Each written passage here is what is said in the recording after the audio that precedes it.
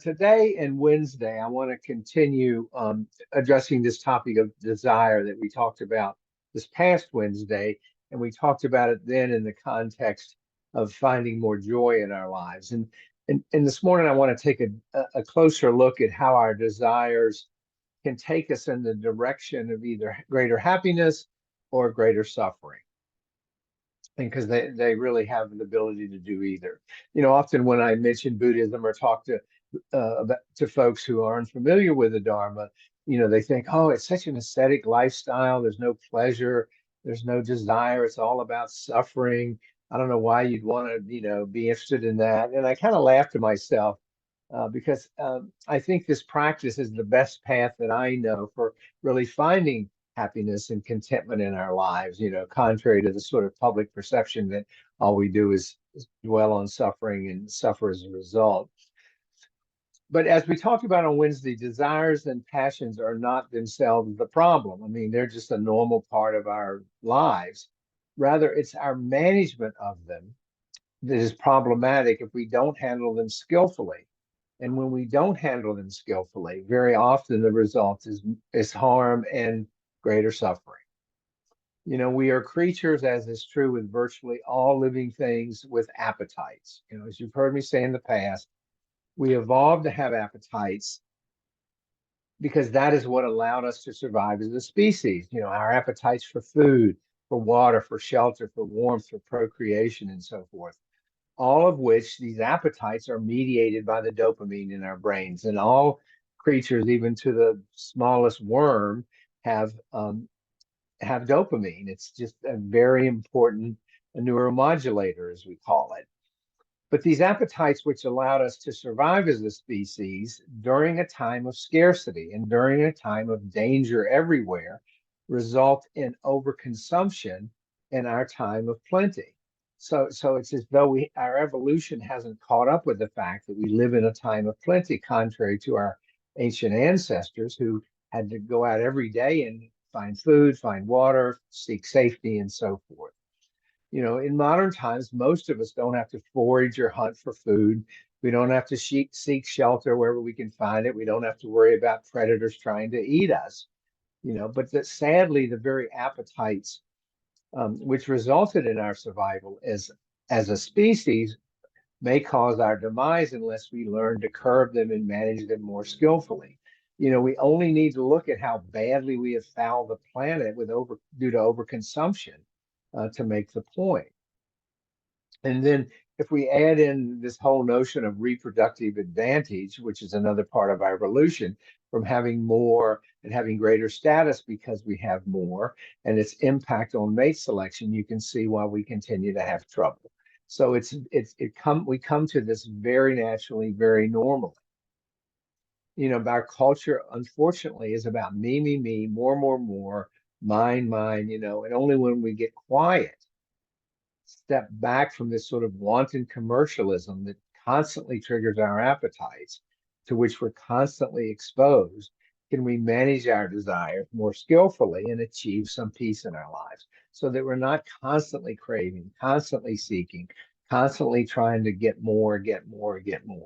I mean, that is a sure route to suffering. And by quieting and managing our appetites, we are able to achieve the promise which the Buddha offered us.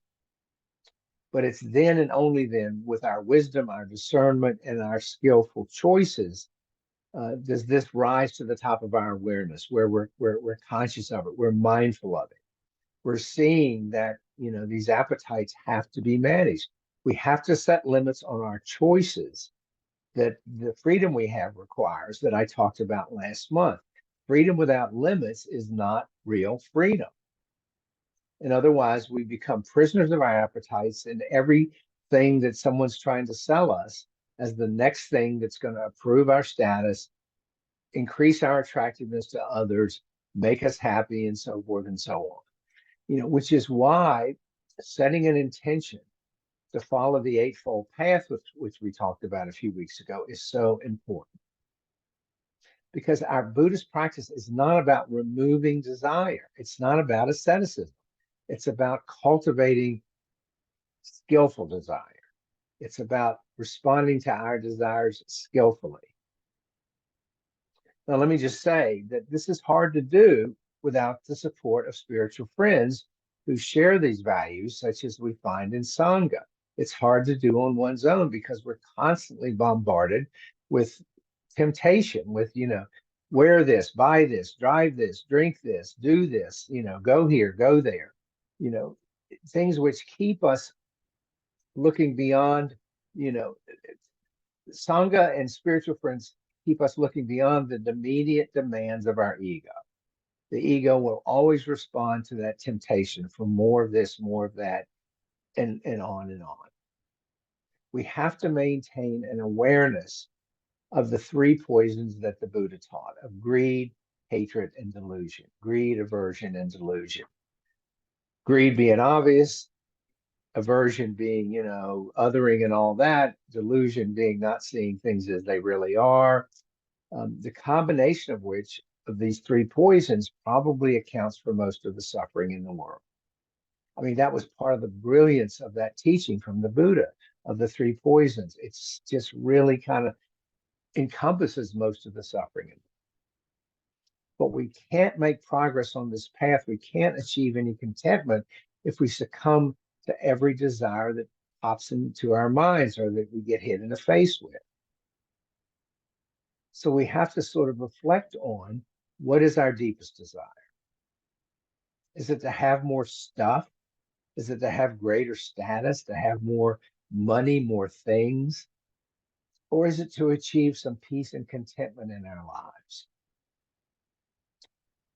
I tried the more stuff approach for many years when I was younger, and as perhaps many of us did, and all it brought me was craving for yet more stuff and nothing more than fleeting and temporary happiness. The craving is to get the thing. Once we have it, it's like, and what's the next thing? What's the next thing? It's not, the happiness doesn't, the drive isn't from getting that thing. The drive is from seeking that thing, and it becomes an endless treadmill.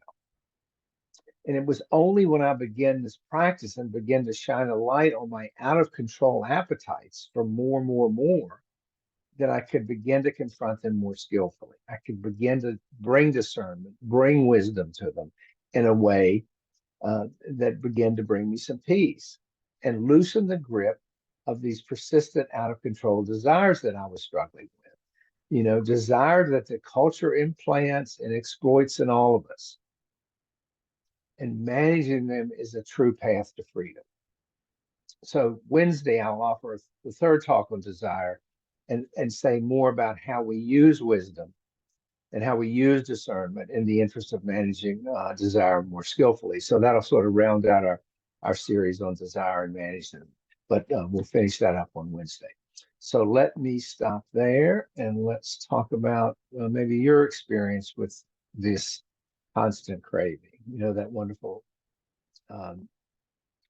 song by Lang. I'm forgetting her first name.